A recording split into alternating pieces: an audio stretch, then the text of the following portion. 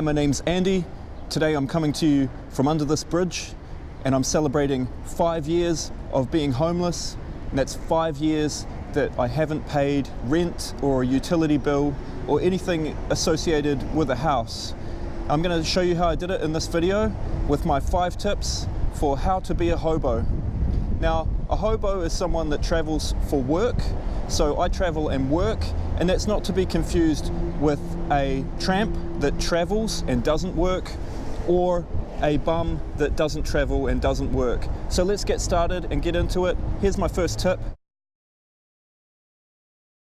By prioritizing adventure above money, I mean that your need for adventure or your want for adventure outweighs your need for money. And when you live the conventional lifestyle, by that I mean a house, a car, a lot of possessions and bills, your priority is making money to pay for those things. If you prioritize adventure above those things, the need for all of those things disappears. And when the need for those things disappears, the need for money is less. And I don't mean that in this lifestyle that you don't have a need for money. Money is important in this lifestyle, but it's not as important as it is when you have a house payment, a mortgage or rent payment, utility bills for different things, and car payments and all of the rest. Where I live, accommodation costs are the highest percentage of your income. Once you eliminate those accommodation costs, then you have a lot more money to do the things that you want to do. Minimizing possessions is another thing that's become really popular these days. There's a heap of minimalist channels out there. So what I mean by minimizing possessions is, I mean, the more things you have, the more considerations you have around those things. If you have to store things, then you need a place to store them. If you have a vehicle that you need to park, then maybe you need to pay for a place to park it. These are things that once you minimize your amount of possessions, you have a lot more freedom and a lot more opportunity that comes with that. So you can really go to the extreme and pare your things down to just the things that you really need and carry them around in a backpack. That's great if you can do that, but certainly minimizing your things to the extent where you don't have to pay a lot for a place to store them and you only have with you the things that are the most practical. That definitely increases the amount of time that you can spend doing things that are experiences, and increases the ease that you can move around in the world. So keep traveling and keep working. There's nothing wrong with staying in one place and working. You might even be able to make a lot of money doing that. And I've done that before myself.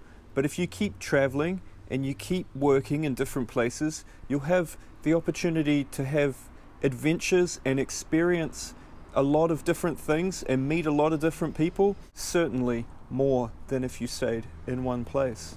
The opportunities that you get from traveling can really open some doors and take you places that you never thought you would go. You might not make a lot of money, but you might, because you never know where these experiences and where these opportunities are going to take you. If you stay in one place, it can be extremely limiting in terms of opportunities. Working also allows you to access a whole bunch of resources, including access to a shower sometimes, access to a fridge, and sometimes even a washing machine. Now, I've used all of these services at my work and different workplaces whenever I've needed to, and it's always been sweet. Nobody uses a fridge at work. Nobody uses a freezer at work. That gives you an opportunity to store food, to store things. Lockers as well. Having a locker at work, it means that you can store your valuables. These are all benefits to working and having some kind of workplace as you travel. Explore different options for accommodation. Once you're free from the idea of living in a house, you can open up a whole bunch of alternative accommodation options. Now, some of them that I've done personally, when I first started doing this, I had the opportunity to move into a building that was marked for demolition. In fact, it was earthquake prone. It was not supposed to have anyone living in it at all. It was just artist studios. Now I took on a space there and I paid a guy sort of in cash, and I ended up living there for 8 months. And this was how I saved a lot of money. I kept working throughout that time, living in this building. At the end of that, I traveled for the best part of a year through about 5 or 6 different countries. Some other accommodation options that I have personally used have been living in a tent, sleeping under a tarpaulin, couch surfing, staying with friends, living on a yacht, house sitting, which is looking after people's houses while they're on holiday and looking after their pets. I've done that in several different countries. There are an abundance of alternative accommodation options. There's all sorts of places that you can stay and you can sleep without having to pay. Sleeping in a car is another good option, and that's a really good option if you live in a city, because in a city naturally there's a lot of cars parked along the side of the road, and no one will notice if there's a car parked outside of their house with someone sleeping in it. So for the most part, that can save you a heap of money if you're traveling and working. If you're traveling and sleeping in your car, that's also your mode of transportation, so it covers off more than one area of the hobo lifestyle. Now, camping is one of my favorite alternative accommodation options. It means that you carry a tent with you. A tent is very light. You can put it up anywhere. You can put it up places that you're allowed to put up a tent, or you can also put it up in places where you're not allowed to put up a tent. And by that I mean just after dark, you pop up your tent somewhere, and before the sun comes up in the morning, you pull it down. Now that's a free night of accommodation, and that's a way that you can save a lot of money, especially when you're traveling.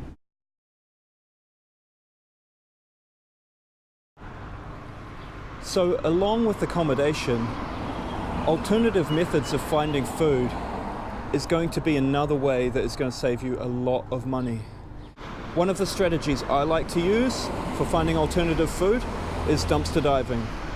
And some of the places that you can dumpster dive and you can find fresh food are bakeries. They bake fresh every day, and what's left over at the end of the day usually goes in the bin. Another one is sushi shops.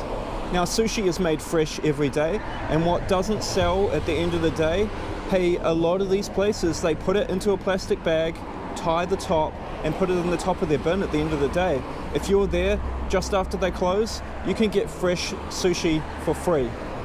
Some other alternative methods of finding food that I like to use are foraging, so finding fruit trees and things around the place where you can get fruit in season. Now you quickly figure out when the fruit is in season and when the vegetables are in season, and then you can go and find these things. A lot of people that have gardens, they grow more than they can eat, so they're happy to share it with you if you just ask them. Another thing that you can do with regard to gardening is you can do guerrilla gardening, so you can grow your vegetables on land that doesn't belong to you. Now that means that you need to be able to tend the garden and water it sometimes, but this is entirely possible, and that's something that I've done before. So some other ways that you can get food, you can go fishing or hunting. So fishing and hunting are ways that you can get a lot of food at one time. You'll get a lot of fresh food. If you get fish or meat, then it's a good idea to, if you don't have a place to chill it or store it in a refrigerator, share it with somebody or swap it for something else that you can store.